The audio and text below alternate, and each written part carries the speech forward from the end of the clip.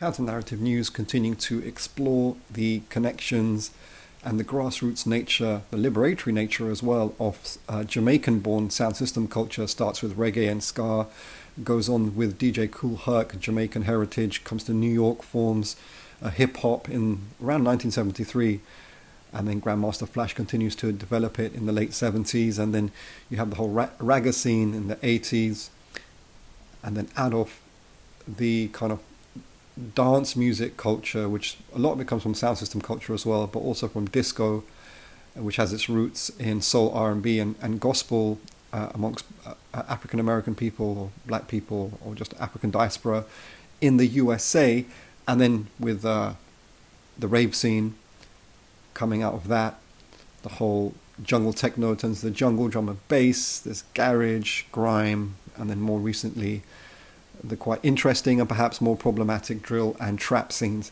So here, just exploring a few connections between hip-hop culture and reggae and ragga.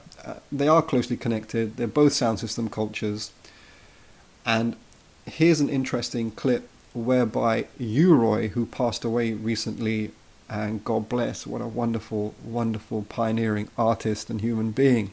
U-Roy is really like the originator of the kind of MC chat down, chant down, chatting culture.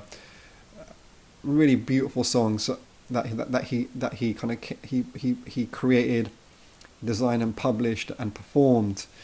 So he's kind of singing that with a kind of a MC chat type of culture, and everyone really attributes the beginning of that MC culture with U-Roy in reggae sound system culture and music. First, just a clip now of U-Roy in a dynamic and conversation with DJ Kool Herc of Jamaican heritage, as aforementioned, and where U-Roy is saying that hip-hop and reggae are very close family. It's the basic setup, concept, culture, grassroots, etc. So to the clip. Man standing right beside me here. When I left Jamaica, this is the music I was listening to back in the days. Ska music before reggae come into its own. This is U-Roy. My king. Nice. Here, right? Lovely. Like Dan Respect, you know what I mean? Prince Buster, you know. Yeah, man. You heard that? Now you see the whole full... What you feel about me? I feel about Look at that. This is the original of the original, where the whole thing is set and started. King, it is honored, it is blessed. It is blessed. It's a blessing, it's a blessing. Respect. Still, I want you to understand that reggae and hip-hop is big-time family. You know that? Yeah, man, definitely. So, you know, I grew up with it. It'll come from the same. Can you see, just like when we DJ and we have the singer coming in and sing and come out. You see where the rappers them do it now. Have the singers coming in and sing and the rapper coming in and same part. So you see it's family, very close. I mean, so it's big respect. So a really lovely exchange there between DJ Kool Herc and U-Roy. And also in my mid-teens, U-Roy was a real inspiring, his music was really an inspiring factor in the way that we as young people were all listening to reggae and ragga and hip-hop, and then hardcore junglist, drum and bass and garage, and you know, and sometimes all these things were fused into one. In terms of jungle, drum and bass, it's like a fusion of all of these sound system cultures, really. And so just a personal favourite of mine, performed live by U-Roy. So to this clip. Why not let together and live in one love and one unity, you know? Rebel in the morning, rebel in the evening too. Now don't you be none of them when I play with songs called a rebel.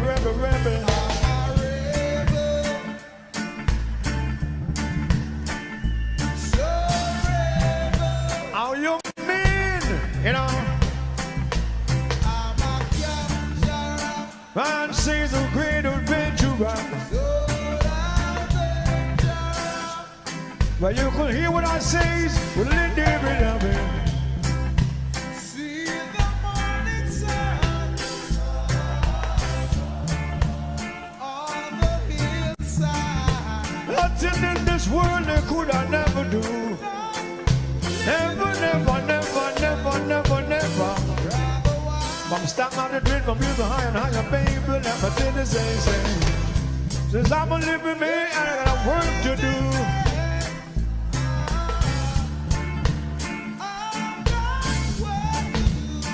Why, baby, me gonna rock it with me, then? Cause we'll rock it on over, baby. Step it down over.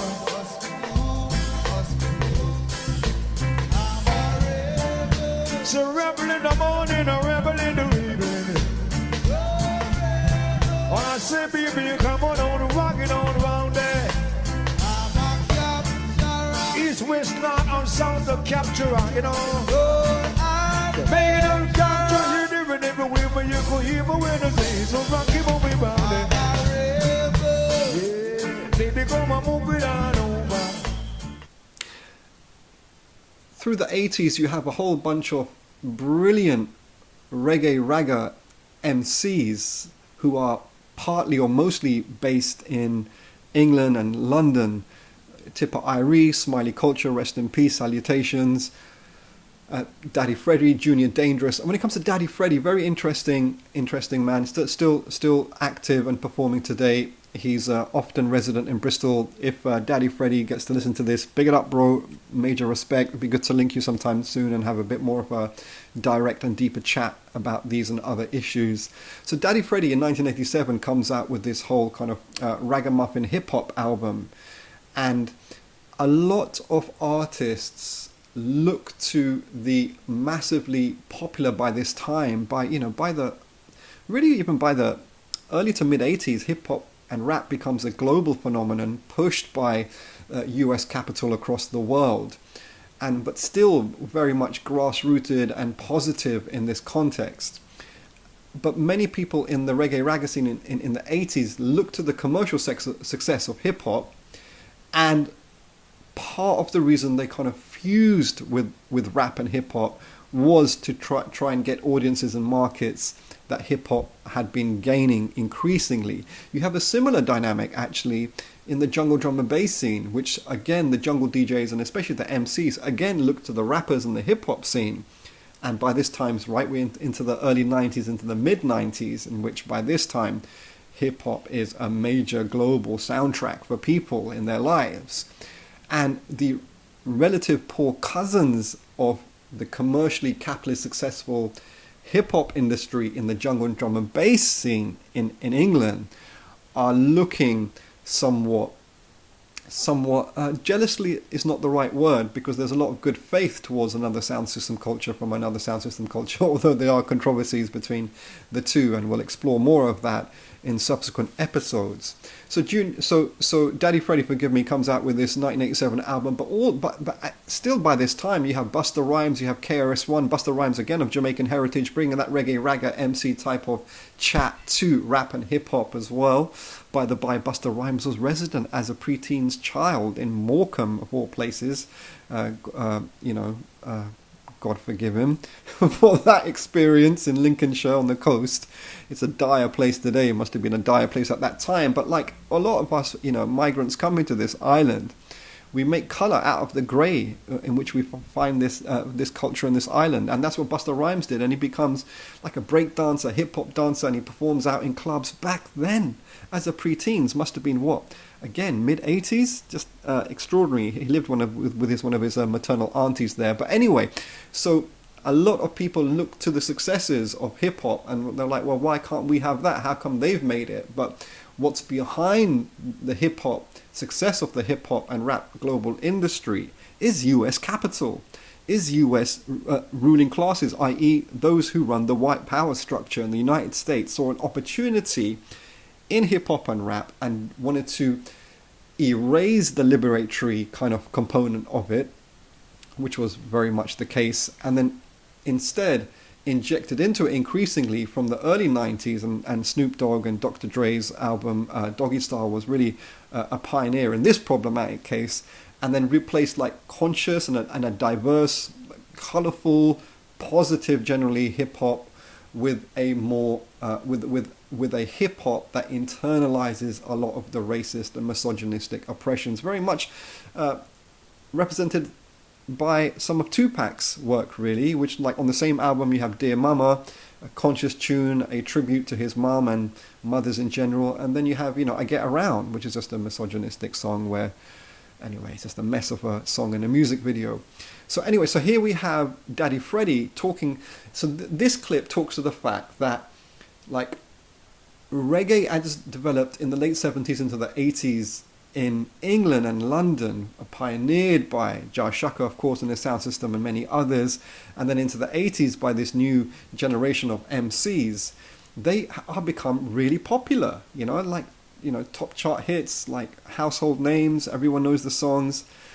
But what then follows Daddy Freddy's appearance on BBC's Record Breaker program, which was a very popular program that everyone knew at the time in the late 80s, is the We Papa Girl Rapper crew, which is an all-female black female rapping crew. So here you have on the BBC, on the one hand, popular sound system cultures represented for the youth by the youth, that's Daddy Freddy and We Papa Girl Rappers, but on the other hand, you also see at the same time, yes, it's an indication of the success culturally of the grassroots having got gigs on the BBC, basically, but it's also a means by the British state, which starts back in the 70s and even before, but really in the 70s in our communities here, of a co-option of these cultural grassroots to defang them, to take away their militant, resistant, liberatory kind of components, and then bring them into the state, similarly to what the US state does with hip-hop. Hip-hop then becomes basically the soundtrack of US neocolonialism around the world. And the British state with the BBC and the Arts Council is in a similar strategy. Anyway, to the clip of Daddy Freddy doing another record-breaking chat down with his and all of that kind of reggae MC culture, and then the Wee Papa Girl Rappers to the clip. It's massive. We love you. Hear this. Hey, mina, and one. Daddy Freddy at the microphone stand. Mina, and two. Come now. Pina,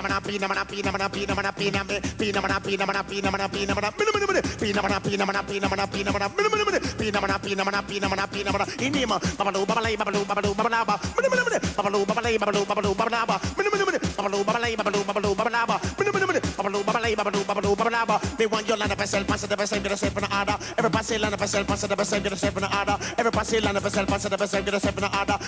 Land of yourself, pass it the same, get a safe in the order. Me up on lyrics, I make them move and groove on lyrics, I make them rock. Lyrics, I make them sing, and lyrics, I make them shout. Lyrics, I break white and arms are there. They come out the service and number your baby. Some of them red by, some of them blue by, some of them purple, some of them black. Some of them are living up their mansion, some of them are living up their shack. Some of them are eating up their table, some of them are eating up their frog. Yes, man, there was for there, you boom, Jakarta, come no. Pina,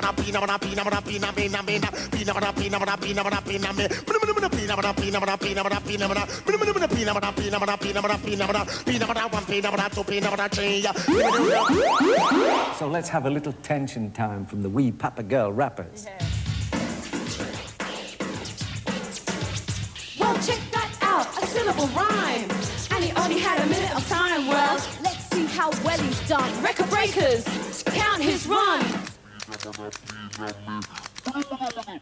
In summation, really what we're exploring here in this episode are the positive dynamics between reggae, ragga, MC and sound system culture, and then hip-hop culture as well, and how these two things are so closely interrelated. They are nearly one thing, but not quite the same thing. There are other problematics as well between the two communities, but we'll explore that because these are very interesting, complex things that require its own kind of focus. So I hope that's something of interest and people can reflect on. But all of this is really for us to enjoy. There's a reason why these genres are so popular and loved, because they're not manufactured by a capitalist machine creating a kind of a superficial and a plastic sound and a plastic aesthetic. These are things that come from the grassroots, comes from oppression and striving and struggling against capitalism and the racist states' oppressions. And that's why such beautiful articulations very much arose in Black and Spanish Harlem, to quote the great, or perhaps our greatest singers, Aretha Franklin. Many thanks.